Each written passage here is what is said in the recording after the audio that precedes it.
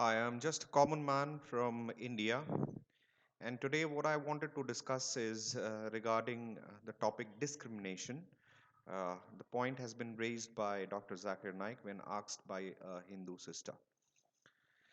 Now, I fail to understand, first of all, that why Dr. Zakir Naik compares other religions or tries to identify flaws in other religions and tries to compare other religions with Islam.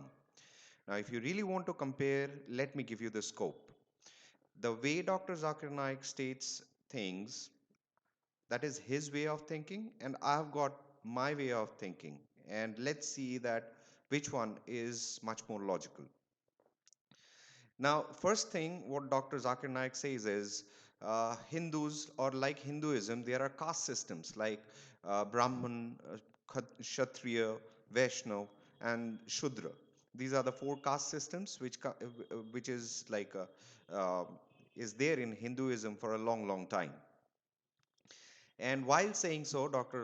Zakir Naik also states that in Islam there is no discrimination. Since everyone is from God, so that is why there is no discrimination. Very nice. In Islam, there is no caste discrimination. I understand. But the point is, why discrimination? First of all, you compare Islam with other religion. Don't you think this is discrimination? Secondly, Dr. Zakir Naik talks about differences in society. I feel laughing by seeing the discrimination within a Muslim family. You talk about the society in the Hindus where discriminations are there through caste facility. Very bad thing. My question is, I see discrimination within a Muslim's family, a Muslim household. Normal, day to day life, I find discriminations there. The husband is superior to the wife. Husbands can marry many women, but the wife cannot. Husbands can uh, beat the wife, or husbands do have the right to beat the wife to submission, or unless the wife surrenders to obey the husband, or the husband has got the right to beat the wife to have sex with her. Don't you think this is discrimination? Wives will of a Muslim family will have to wear gowns or burqa, which is like a dress which covers from top to toe, and that includes in front of the male family members too. Why? Because so that the family members, the rest of the male family members in the same family, do not get provoked with lustful thoughts. You talk about discrimination. There is discrimination in a Muslim family between a son and a daughter. The son gets to learn and go to school, but the daughter cannot. Don't you think this is discrimination? Dr.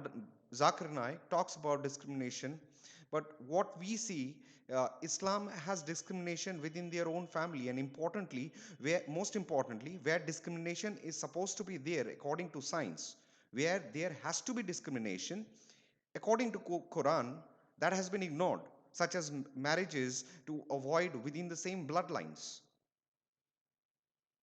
Nowadays, science says that marriages should not happen within the same bloodline. Otherwise, there are multiple negative impacts on the children, basically, or to the next generation.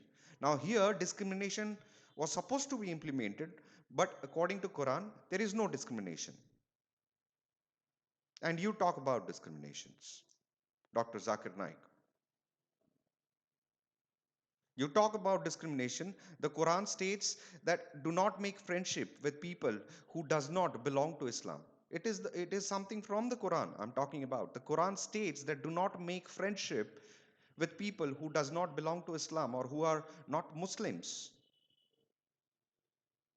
And when asked publicly, then what you say? No, you can make friendship with non-Muslims, but keep one thing in mind, that you put the maximum influence on the other person. Do not let the other religions people put impact on you.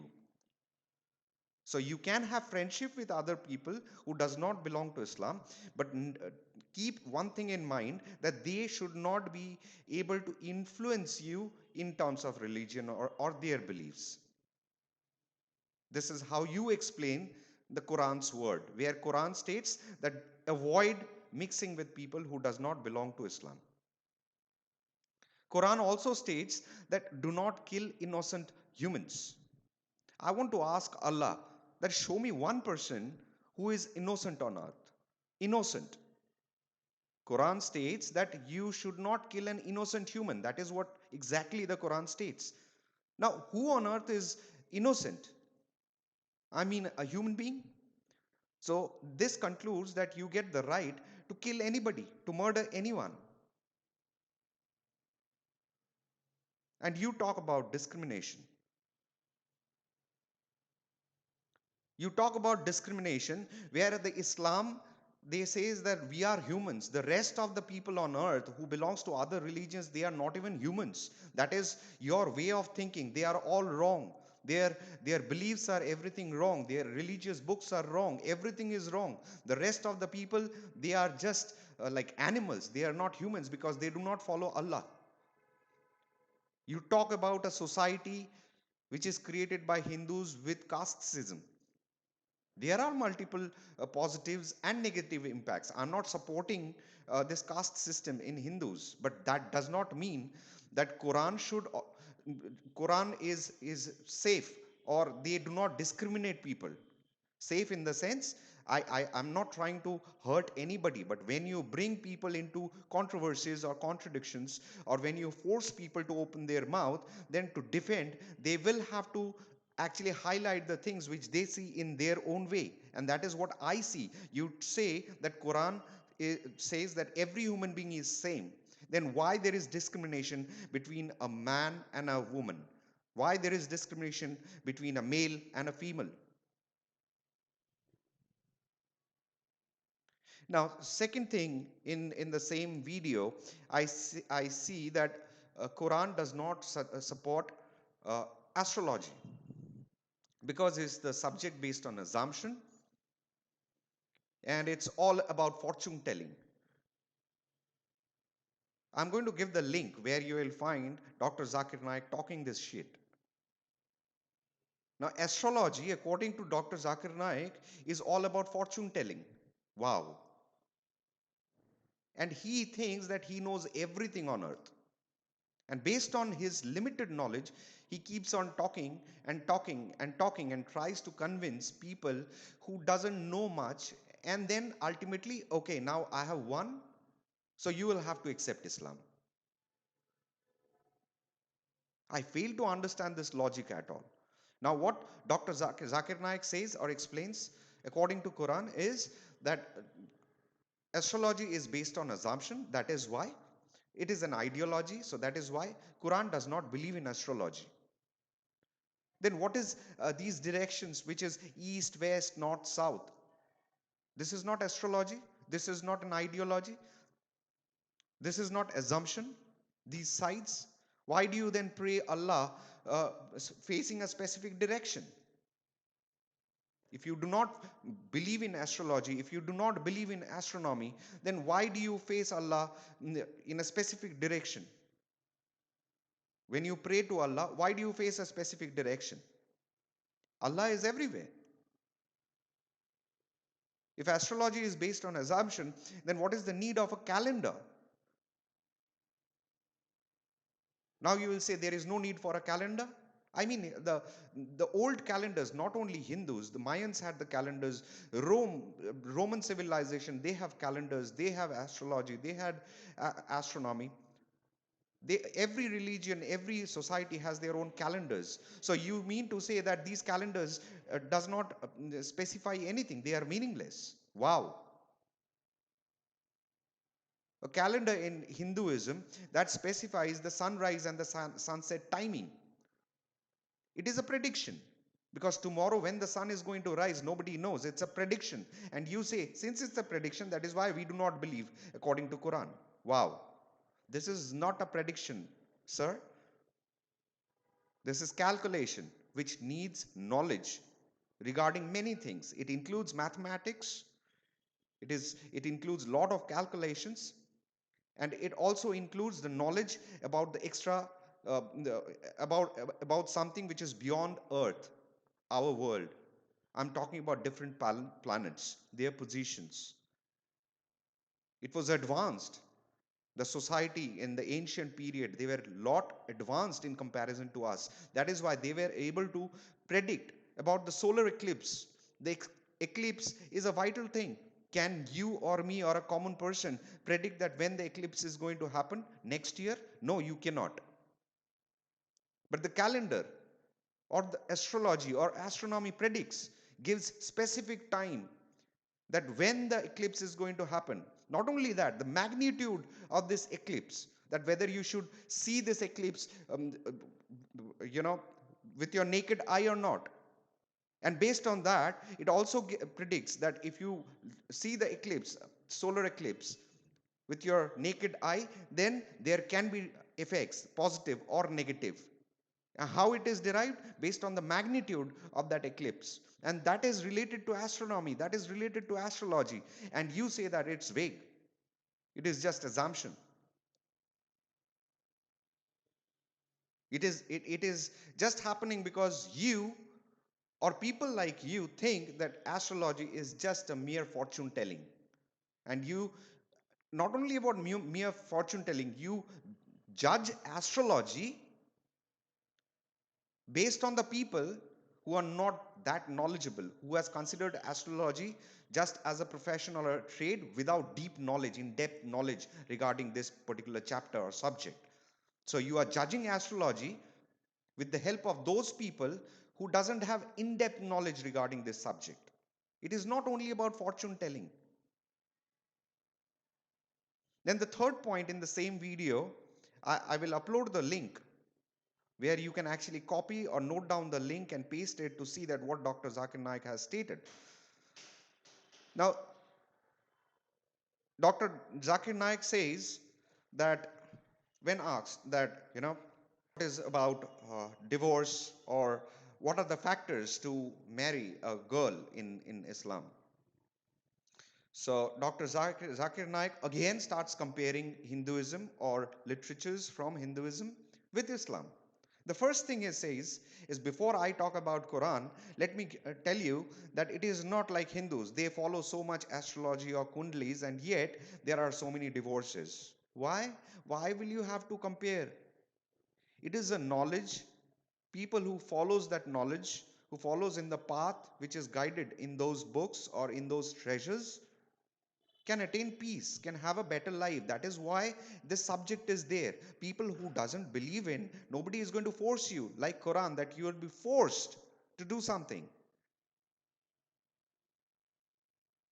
Now coming back to the point, the first thing what he does is he gives example. He pulls out, he starts saying that, okay, like Hinduism there is so many divorces.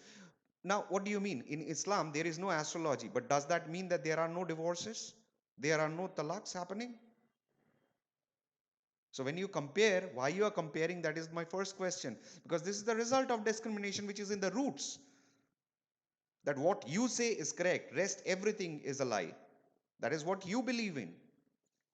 Most importantly, according to Quran, the four things which you must look in a girl before marrying is beauty, wealth, nobility, and virtue. This is what is stated by Dr. Zakir Naik. Now let's think about the first point regarding Hindus' caste system. At the very beginning, he spoke about the caste system where there were discriminations in the society. And in Quran, there is no discrimination. Now, don't you think when Quran is asking a person to judge a girl before marrying, that she must judge a person with her beauty, means judge the girl before marrying her with her beauty, with her wealth, with her nobility and virtue. Let me eradicate the last two things, which is nobility and virtue, because it takes time. We humans, we fail to understand that what we are till the end of our life. Can any one of us say that we are noble, we are righteous in every deed which we did from birth? No. So nobility and virtue, these things are vague words. And that too also talking about others. We do, when we judge ourselves, we cannot say that yes, I am a noble person. We cannot say that. Then how can you judge a third person, or some a girl in front of you whom you don't know for a long time, that whether she is noble or not, and her virtues are good or bad, ill virtue? How do you understand that? So I'm eradicating the last two words, which is nobility and virtue. So remaining is the first two words, which is beauty and wealth. So you, before you marry a girl, things which you must look, the first two words is beauty and wealth. Wow, don't you think this is discrimination? And this is how you look upon a girl, that how beautiful she is and how wealthy she is. And this is what the religion talks about. Wow. And finally, this lady who asked questions, she got converted. She wanted to, not got converted, she wanted to become uh, uh, follower of Islam. And that is very good. I appreciate that. But there is a consequence also. I just went through another video, and you will find that link right now in front of you, which states that if a person is converted from any other religion to Islam, and later on if that person wants to go back to his previous religion, then in that case, according to Islam, he is supposed to be killed, or she is supposed to be killed. That is capital punishment. And why that person can be killed is because of treason. Treason towards Islam, treason towards uh, the religion. And that is again explained by Dr. Zakir Naik. I'll just put that link too. So you're converting people with a smile by saying brothers and sisters, and then when after a long time, when they realize that they have made a mistake, then they do not have any choice to come back to Christianity or Hinduism or Buddhism again, because otherwise they will be executed, literally executed.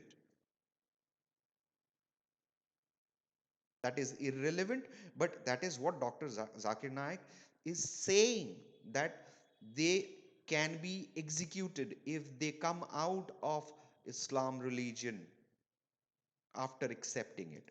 Wow, I have got nothing more to say to my listeners and viewers. Thank you. Thank you so much. And do the research with with the links which I am providing you, because this will give you the hints that what exactly I am talking about. Thank you so much. And do press the like button, or leave your comments. I would appreciate that. Thank you.